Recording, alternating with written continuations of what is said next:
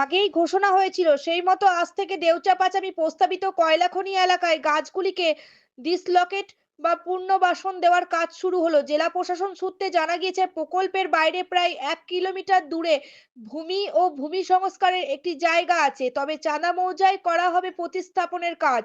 সেখানেই আইআইটি খড়গপুরের একটি সংস্থার তত্ত্বাবধানে গাছগুলিকে পুনর্বাসন দেওয়া হবে।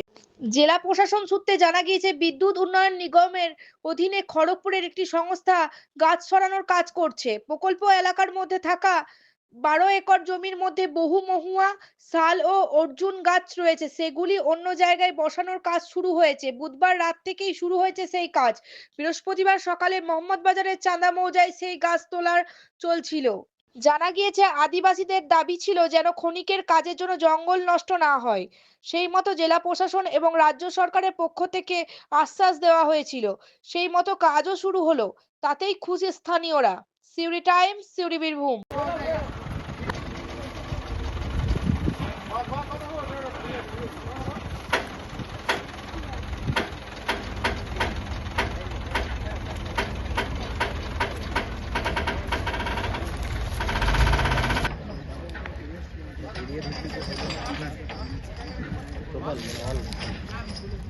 হ্যাঁ বল বল।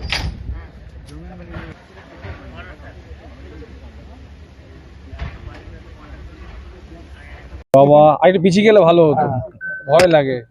একটু পিছিয়ে গেলে ভালো। বলছি আজকে কি করা হলো? তো আজকে তো দেখলেন এখানে আমরা যেটা রাজ্যের মাননীয় মুখ্যমন্ত্রী নির্দেশ দিয়েছিলেন তার ভাবনা এবং পরিকল্পনায় যে আমাদের যে প্রস্তাবিত যে কোল ব্লক, যেখানে আমাদের প্রথম ফেজের ক্ষেত্রে আমরা বলছি যে 326 একর ম্যাপ অনুযায়ী, তার তো আমাদের তার প্রাথমিক যে কাজ ওভারবার্ডেন রিমুভাল, কলের ওপরের স্তরে যে ওভারবার্ডেন আছে ভ্যাসেল স্তর, সেটার কাজ শুরু হয়েছে। এবং তার সাথে সাথে এখানে এই প্রস্তাবিত জায়গায় আমাদের 980টি আমাদের গাছ আছে। সেই গাছের মধ্যে আমাদের মহুয়া গাছ আছে, তারপরে আমাদের অর্জুন গাছ আছে, আমাদের মুরগা গাছ আছে, একটা শিরীষ গাছও আছে। এই গাছগুলি আমাদের কাছে চ্যালেঞ্জ। রাজ্যের মাননীয় মুখ্যমন্ত্রী বলেছিলেন যে একজন মানুষকে উচ্ছেদ হবেন না, কোনো জঙ্গল নষ্ট হবে না, কোনো গাছ নষ্ট হবে না। সবকিছু যেভাবে মানে প্রকৃতি যেভাবে এখানে সাজিয়ে রেখেছে ঠিক সেইভাবেই থাকবে।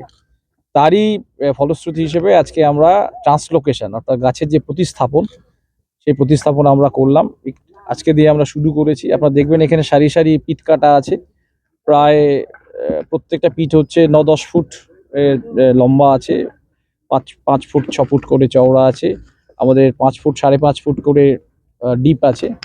এখানে ট্রিটমেন্ট করে এটা করা হচ্ছে, যেখানে গাছ আমাদের বিশেষজ্ঞরা আছেন এবং আমাদের আরেকটি সহায়ক জিনিস রয়েছে যে আমাদের এডিএম এলএ যিনি আছেন তিনি নিজেই হর্টিকালচারিস্ট। তিনি গবেষণা করেছেন, এই হর্টিকালচার তার সাবজেক্ট ছিল এটা। এর সাথে সাথে আমাদের দুজন একেবারে দেশের মধ্যে অগ্রগণ্য যারা বিশেষজ্ঞ, যারা